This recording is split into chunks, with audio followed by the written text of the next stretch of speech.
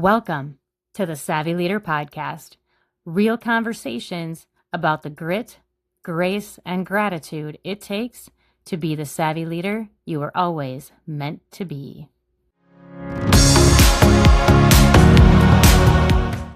Welcome to the Savvy Leader Podcast. I'm so glad you're here. I'm Kristin, and today I'm going to say something that just may surprise you. I am a bad salesperson. That's right. I've said it before, I'll say it again, and there's some people in my life who would wholeheartedly agree. Because from a traditional sales perspective, they weren't wrong. And that is because I don't look at sales as a 10-step process. Those kinds of processes don't really work for me. I don't look at sales as closing, and I don't look at sales as transactional. I never really have. Maybe you don't either. So before you tune out or raise an eyebrow, let me explain what I mean by that. My goal, because of my servant's heart, my quiet drive, and some very real OCD tendencies, has always been advocacy and stewardship, not extraction, not pressure, and please, no urgency. And that distinction matters because the way we frame sales determines how we experience it. So today, I want to talk about sales, but not in the way that it's usually framed. There'll be no chasing, no convincing. Instead, I want to talk about sales through the lens of clarity, patience, and service. And why, for leaders like us, automation isn't a shortcut. It's actually your new BFF. To explain why, I'm going to need to walk you through the process that I had to learn myself.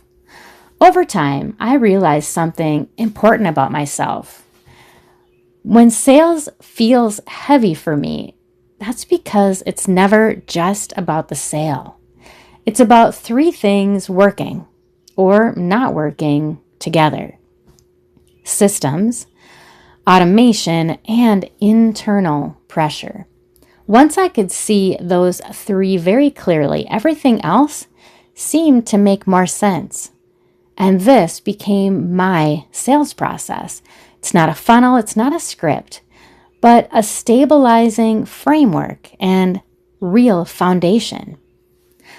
Let's start from the beginning. Systems are clarity made visible. They answer questions before anxiety has a chance to show up. What happens next? When should I follow up? What does the client need from me right now? And when systems are vague or incomplete, my brain fills in those gaps, and never in a helpful way. I'll start overcompensating, overthinking, overchecking, and overdoing. It's not drive, it's just pressure. And when I noticed that pattern, it became obvious that systems alone weren't enough. They needed support. And that's where automation comes in. Automation is what carries the systems when I shouldn't have to. It holds timing, it holds follow-up, and best yet, it holds consistency. The best example I can give you is automated savings. Have you ever set up an account and set up an automatic transfer of cash from one to the other? You don't even feel it. You set it up one time. The money flows from one place to the other. You don't notice when it's gone, and you're trusting that process because when life inevitably falls apart, you know you already have that safety net there for you. Automation works the same way in sales. You don't feel it day to day, but you benefit from it over time. More importantly, your nervous system settles because responsibility has been shared with the structure that you built in the way in which you needed it to be. Which brings me to the part most people don't talk about. Internal pressure is what shows up when systems are weak and automation is missing. It sounds like, I should follow up again. Dang it, I waited too long. I'm not doing enough. You know, someone else would push harder than I am. And here's the important part. That pressure usually doesn't come from the clients. It comes from uncertainty within ourselves. And uncertainty creates urgency, even when urgency isn't warranted. Once I could see that clearly, I started looking back at my entire career in sales through a very different lens. I've spent most of my life as an adult in environments where selling mattered, whether it was retail, real estate, talk about hustle culture there, consulting, but commission-based work where outcomes were never guaranteed and timing was absolutely not mine to control. And even though I didn't always like it, I tried. But here's what I learned, slowly, sometimes painfully. When sales feels frantic, it's rarely because the client is demanding more. It's usually because we are unclear or because we don't trust the process that we built. And that realization forced me to ask a bigger question. As a servant leader, I don't believe that sales exists to merely extract value. I believe it exists to remove confusion, create orientation, and help people feel grounded in making decisions that they won't regret later on. That has always been my perspective, even before I had a language for it. My role has never been to push someone into a decision. It's been to guide them through decisions they already knew they needed to make. I open the door, I show them the path, and I share what I know, openly, honestly, and transparently. And then I help them understand what happens after each choice. That applies whether it's a home, a remodel, or a major business decision. But living that out required something I had to learn the hard way. Sales, from my perspective, requires patience, and patience has never come naturally to me. Just see me on the highway and you'll agree. Because patience can feel like I'm just not doing enough. Things aren't happening fast enough. When you're quietly driven, when your mind is always scanning for improvement, completion, resolution, waiting can feel irresponsible. But over time, I learned this.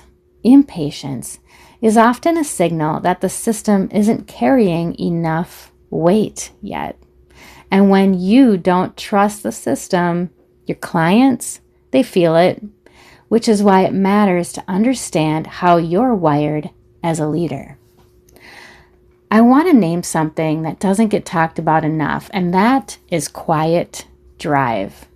Some people will walk into a room and their presence fills it instantly. They feed off the energy in the room and pour it right back out like a great big ray of sunshine. That's not how all of us lead, though. Some of us are a little quieter, more observant, more deliberate. Especially for those of us with some OCD tendencies, we look for patterns, order, completion, and resolution. We don't thrive on chaos, and loose ends drain our battery. Unclear processes create mental noise, and sales environments that rely on memory, improvisation, or constant follow-up can feel so heavy. That realization sent me into one of the most formative seasons of my career, actually.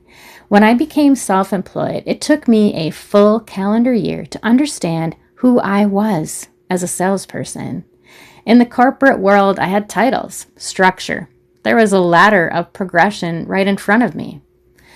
When I stepped out on my own, all of that disappeared, and with it came pressure to outperform, to prove, to match what society defined as a successful salesperson, the closer, the follow-up machine, the one-call win. My quiet drive told me that I should be able to do that. My nervous system told me I couldn't, at least not without a cost. That first year was observation, listening, experimenting, and letting go of who I thought that I was supposed to be. Eventually, I found peace in this truth. I'm a soft touch seller, not because I lack confidence, but because I value consent, clarity, and timing. Once I accepted that, everything else fell into place. Automation became the bridge between service and real sustainability. I don't automate to avoid people. I automate to respect them. Cold calls feel intrusive to me. Catching someone at the wrong time, it feels awful. And chasing creates anxiety for everyone involved. Automation allows soft touch points, prepared communication, and consistent follow-up that adds real value. No one gets forgotten and no one gets overwhelmed. There is a fine line between being absent and being overbearing, and automation helps you walk that line with real integrity. And something else happened when I built those systems. Here's a truth that I had to learn.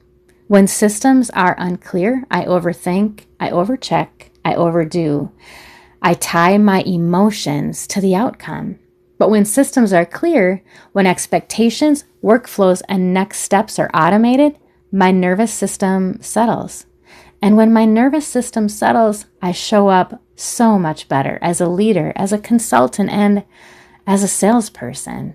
Sales does not require constant motion. It requires clarity, which brings us to the practical part of this conversation. If you're leading a business right now and sales feels heavy, ask yourself, where am I relying on memory instead of systems?